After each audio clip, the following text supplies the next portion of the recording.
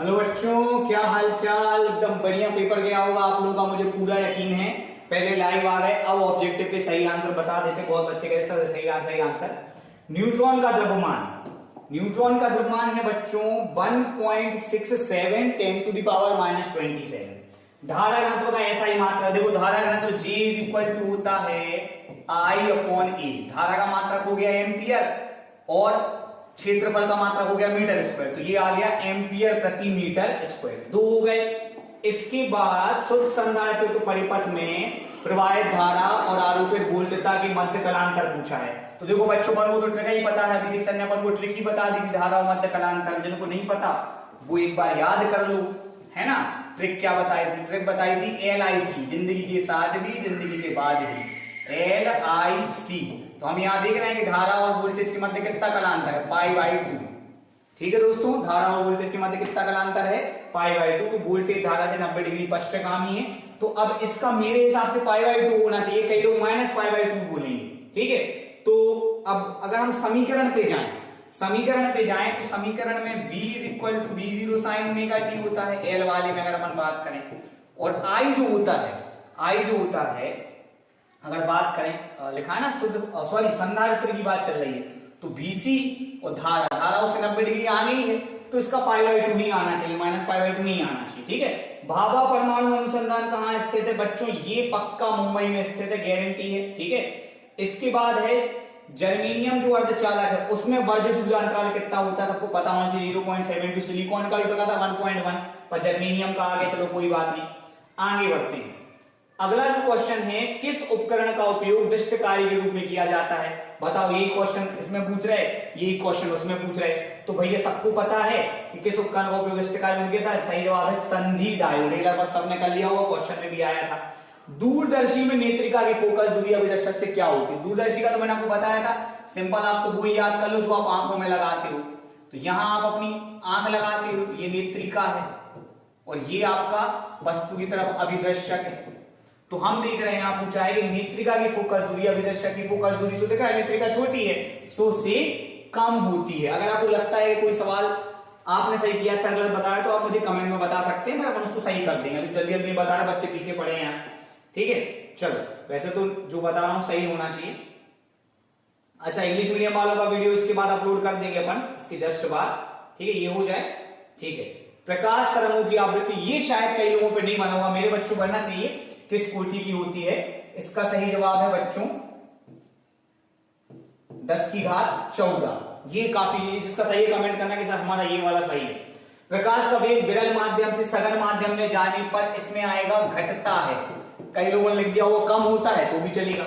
चुंबकीय क्षेत्र एक सदिश राशि है, ठीक है। इसके बाद शंट का उपयोग से धारामापी की सुग्राहिता कम हो जाती है। जिनने भी शंट हमसे पढ़ा है उनको पता होगा, इंग्लिश मीडियम, मतलब सेंसिटिविटी कम हो जाती है।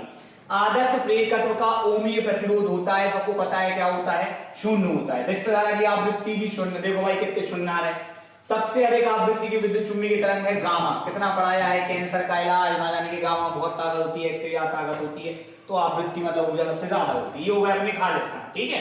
अब अपन आगे आ जाते हैं, अब आ जाते हैं सत्य असत्य। भैया काफी लोगों ने गलत शर्त कर दी है, ध्यान से सुन लो जरा भाई साहब, ठीक है, बहुत ध्यान से सुन लो। बाकी इंग्लिश मीडियम वाले भी इस वीडियो से फायदा उठा सकते हैं, बहुत सत्य तरंगी तो आती है। डी ब्रॉगली तरंग विद्युत चुंबकीय तरंग है, ये असत्य है। डी ब्रॉगली ने क्लियर किया, जब मैं पॉइंट पढ़ा रहा था ये वाला, तो मैंने सोचा रहने तो दो यार, इतने सारे हो गए, काय को ये लिखवा, लेकिन मुझे लग रहा था कि ये आएगा, देखो आ गया। हमेशा पेपर में नई नई चीजें आती हैं भाई, और एक चीज ऐसी नहीं है जो हमने ना पढ़ाई। परमाणु धनात्मक कण है ना, ये तो भूलना नहीं चाहिए कि भाई जितने इलेक्ट्रॉन, तो ये कथन भी असत्य हो गया, ओके, फॉल्स हो गया।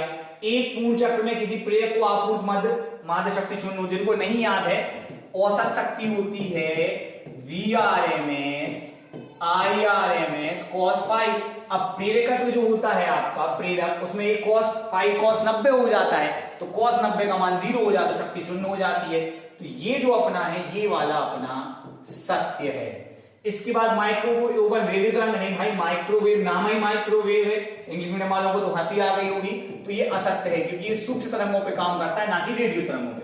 अवरक्त तरंगों की खोज रिटर्न ने की नहीं भाई, परावैंगिक रिटर्न ने की थी, अवरक्त की तो हर्षल ने की थी। तो ये वाला भी असत्य हो गया। बहुत सारे असत्य हैं भैया इसमें।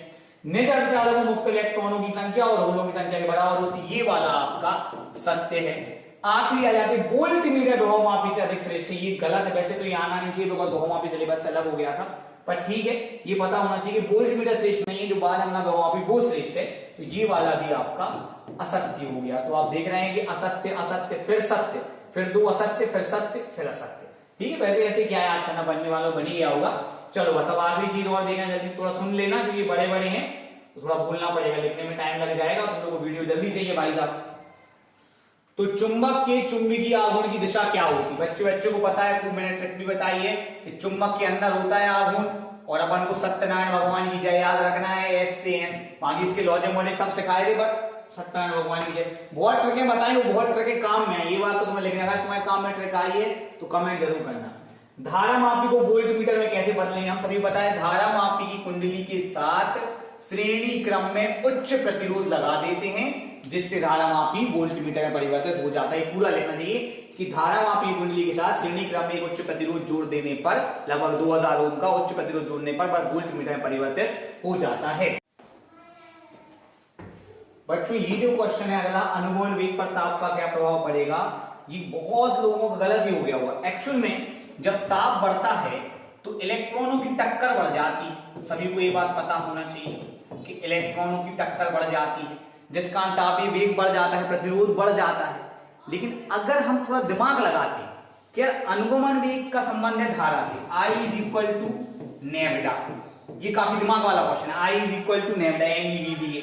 तो बच्चों ताप बढ़ाने से प्रतिरोध बढ़ता है, मतलब धारा कम होती है, और धारा कम होती मतलब अनुगमन वेग भी कम होता है। सब लोगों ने इसमें बढ़ना लगा दिया होगा, जबकि इसका सही जवाब है कि अनुगमन वेग का ताप पर क्या प्रभाव पड़ता है, ताप बढ़ाने से अनुगमन वेग का मान कम होता है। निश्चित ये गलत हो गया होगा, अभी बहुत कंफ्यूजिंग क्वेश्चन नहीं कह सकते, ये तो बहुत अच्छा घुमा फिरा के दिया है।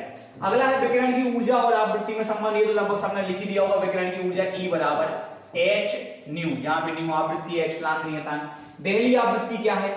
वह विकिरण की वह न्यूनतम आवृत्ति जो किसी पदार्थ से प्रकाश इलेक्ट्रॉनों के उत्सर्जन के लिए आवश्यक है, वो कहलाती है देहली आवृत्ति। प्रकाश का विवर्तन क्या होता है? प्रकाश का किनारों से मुड़ जाना और ज्यामितीय छाया में प्रवेश कर जाना प्रकाश का विवर्तन कहलाता है। लेंस की क्षमता का मात्रक क्या है? सबने लिख दिया होगा, डायऑप्टर। तो दोस्तों जल्दी से कमेंट करके दिखाइए कि आपके कितने ऑब्जेक्टिव सही हुए। मिलते हैं आपसे अगले वीडियो में, अगली बार, अगले पेपर में। Thank you.